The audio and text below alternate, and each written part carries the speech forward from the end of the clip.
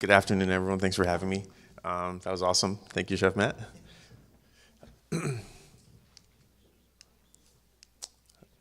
Okay, so I'm the executive chef at Departure Restaurant and Lounge, and I've lived in Portland for about 7 years.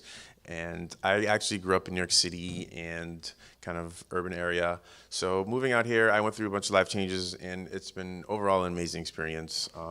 And a lot of it has to do with food. My career blossomed. I got my position at Departure.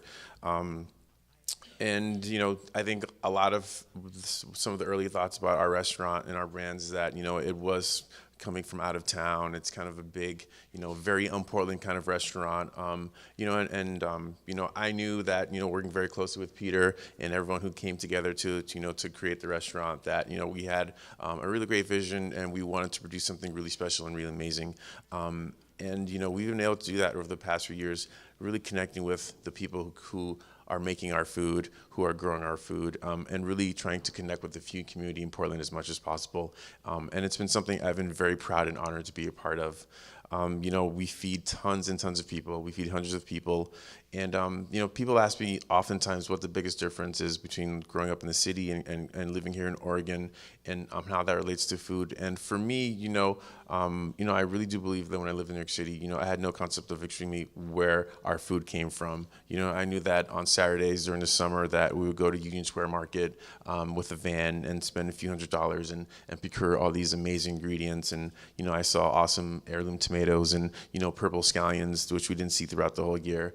Moving here, I quickly learned that it's so much easier to get our ingredients and to get these amazing products directly from farmers, directly from ranchers, directly from the amazing artisans who are making all these amazing products, who I get to call my friends today.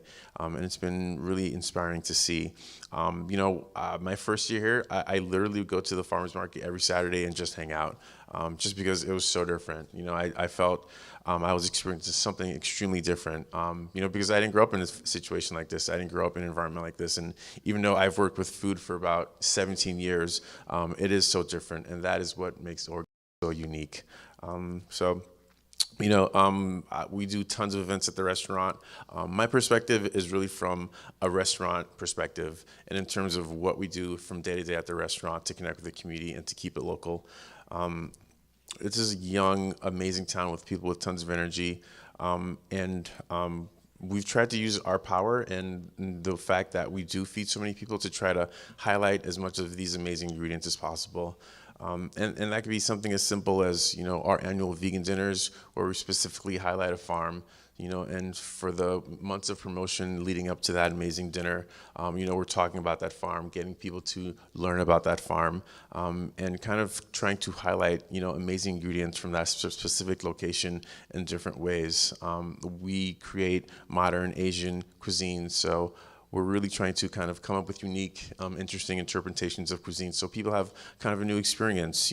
Those peaches from Groundwork Organics over the summer. We're going to dehydrate them in a little bit of fish sauce and some palm sugar, and then rehydrate them and toss them with chili.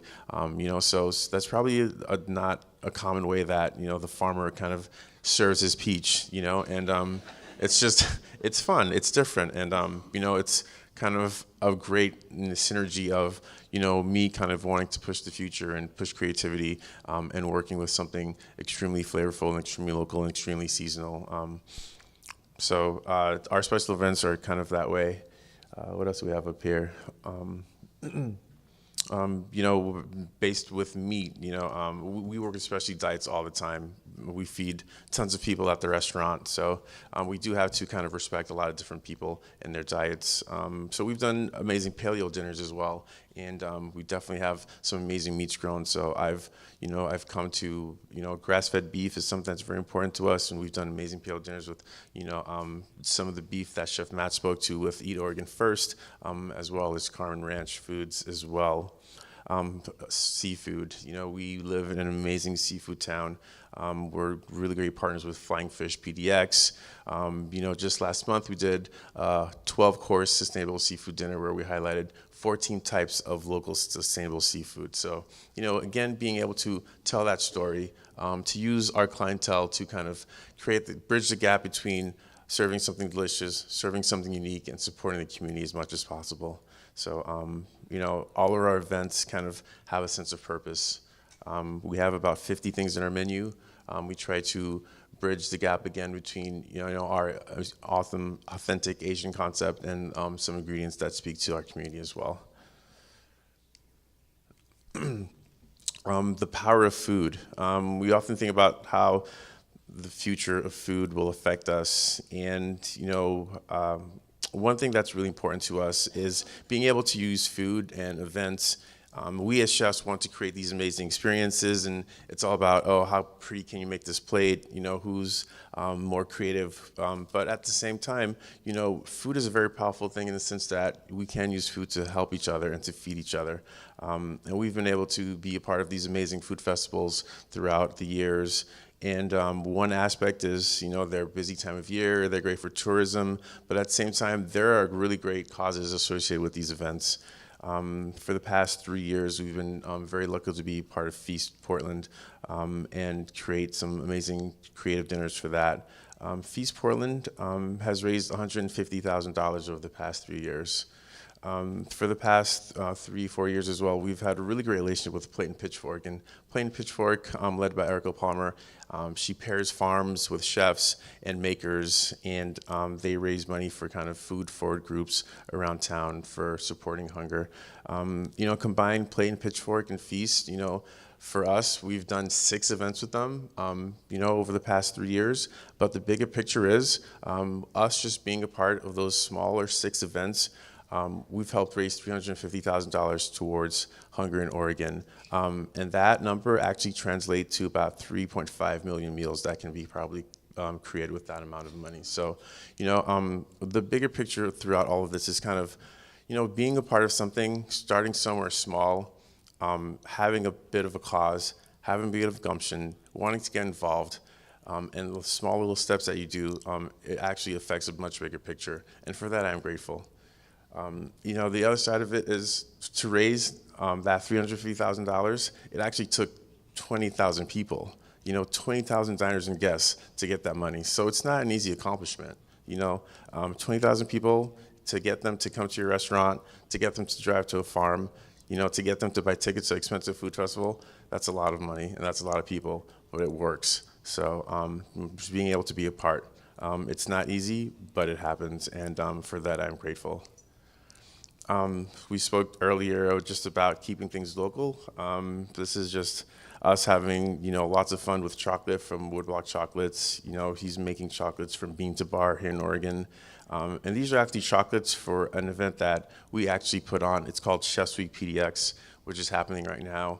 And we actually invite a bunch of chefs from up and down the West Coast, and we pair up with 22 chefs from Portland, and we collaborate on a bunch of dinners around town. And we donate proceeds of our final dinner to Oregon Conservation Strategy in an effort to protect our natural resources. So again, using the power of food and events, and it's under the umbrella of this amazing food festival, and you get to eat and hang out with chefs. But again, there is a cause, there is a purpose. We're highlighting what we do. We're keeping it local. A full farm dinner with organic vegetables. I can probably remember very vividly the first time I served a completely organic meal from food from a farm. And for a kid from New York City, it was really one of the most amazing things ever. It happened about 5 years ago, and it's something I'll always keep to my heart. And that's just the norm at this time. It's just awesome to be able to do stuff like that. Here we are at Sun Gold Farm, kind of cooking. Plate and Pitchfork, kind of a setup, a just beautiful, idyllic, perfect setting to kind of have an organic dinner, completely founded by and supported by the farm, but at the same time, attached to an amazing cause. This is us a feast. So again, having a good time cooking. It looks really fancy, but at the end of the day, there is great heart, and we are using all local products, supporting our systems and helping as much as possible. This is Lee from Flying Fish PDX. I think he spoke last year, actually. So again, wanting to highlight Oregon ingredient and be as true to our location as possible. This is my friend Justin Wills, amazing chef on the coast. He serves completely foraged and wild Oregon coastal food. He's one of my best friends. This is us picking herbs for a dinner we did for the Oregon Truffle Festival last year. So again, just finding ourselves really in tune with the community, and just wanting to highlight amazing Oregon product as much as possible.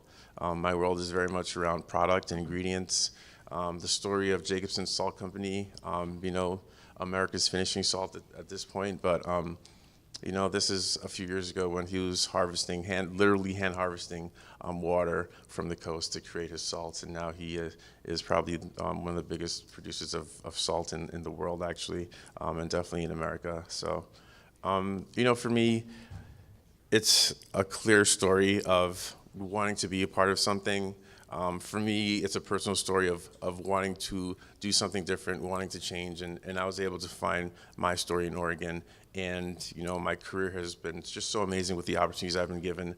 I've been given hundreds of thousands of people who want to eat at my restaurant, and the fun part through that has been able to find as much amazing Oregon ingredients to serve them as possible. And that's truffles, that's seafood, that's, talking to the person who makes my salt, to talking to the person about being able to be on their farm and seeing their process. Thoughts on the future of food. I agree with Matt. I think that we all have to get to a point where we're growing our own. My thing right now is kind of connecting with some friends who have started a farm out in Boring, Oregon. And, I've always had romantic ideas of working on a farm, and I'm a big city kid, so it's like a little crazy for me.